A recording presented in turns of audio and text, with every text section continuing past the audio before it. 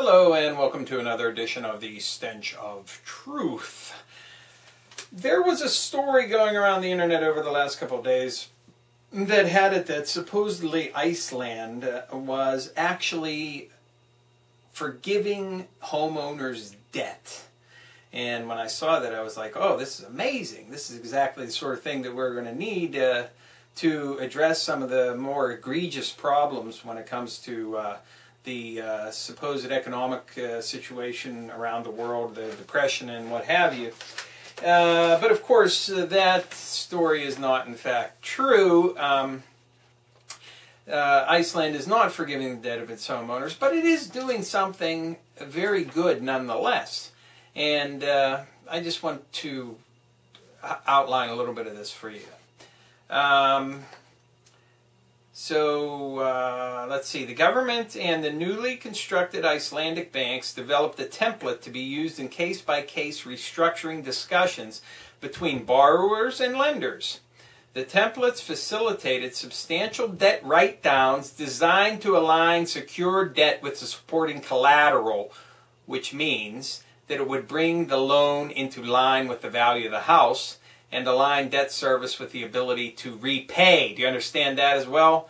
The IMF found that such case, this is actually an IMF plan, okay? And I hate the IMF. They suck and they rip off countries and they're horrible.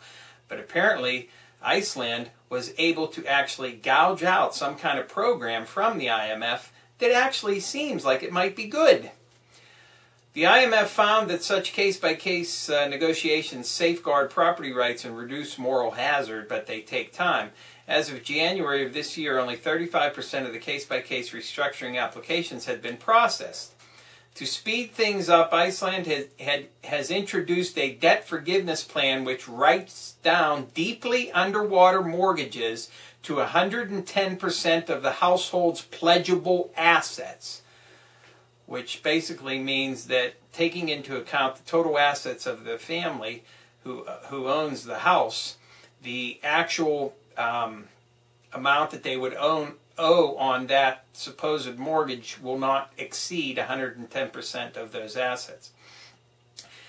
It noted that only when a comprehensive framework was put in place and a clear expiration date for relief measures announced that debt write-downs finally took off. As of January 2012, 15 to 20% of all Icelandic mortgages have been or are in the process of being written down. Okay, so what do we learn from this? We learn, one, that even the IMF, which is a piece of shit fucking useless organization, which all it does is go in and asset strip an entire fucking country if they get involved in the finances in any way, can be made to offer a fucking program that a country can work with without becoming slaves and selling off their entire fucking country to private companies. The other thing is that this actually makes the fucking banks write down the fucking debt. They have to write the debt down. And guess who fucking eats that fucking loss? The goddamn banks. And they're the ones that need to fucking pay. Everywhere around the world where you have any kind of supposed sovereign debt, it's always a bank that is holding a fucking note somewhere that somebody says that government has to fucking pay. Well, fuck you, you fucking banks. You fucked everybody over. It's about time somebody makes you fucking pay. This at least is a strong step in the right direction.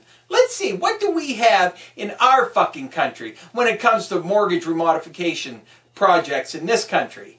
The supposed help for homeowners, and all this other fucking crap and bullshit that's spewed out of the mythological figure of Barry Soetoro, a.k.a. Barack Obama, who doesn't even really exist. He's sort of like a myth, a character out of history, totally constructed out of whole cloth. What does he offer?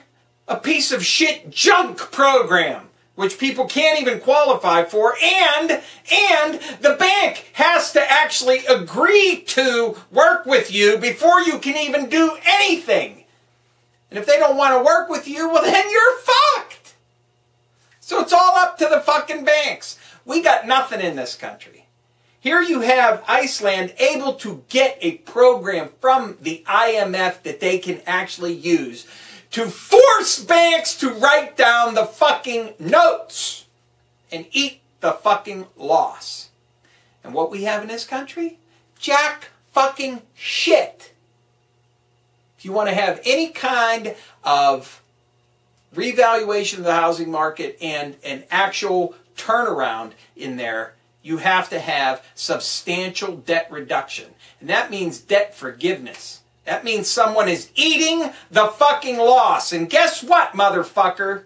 The banks are the ones who know the rules. They're the ones that know loans. They're the ones that know what's going on. So if anybody's going to sit out there and tell me that a couple or a family who goes in and buys a house, and suddenly that house is like $100,000, whatever, now it's worth like $70,000 or $60,000 because of the crash of the housing market, that somehow these people should have known better. They shouldn't have taken out such a big loan on a big house when they should have known that they were going to lose their job and the economy was going to implode, and they're the ones that have to pay. They have to be put on the hook. Fuck you! Fuck you! How many times do you want to get fucked by these banks? Huh? For all of you, it's not the bank's fault. Fuck you, it's the bank's fault. Yes, it is the fucking bank's fault. It's not the fault of people who want a fucking house, who had no idea that the entire fucking house of cards was going to fall around them because of who? The fucking banks!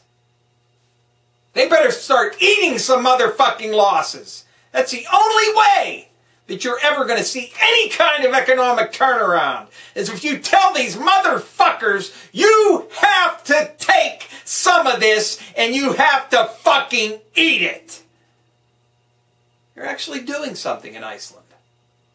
We can't do anything here because the Wall Street puppet, Barry Obama, who is the mythological occupant of the White House, and every other person in this entire fucking government, just toes the line for Wall Street and the banks.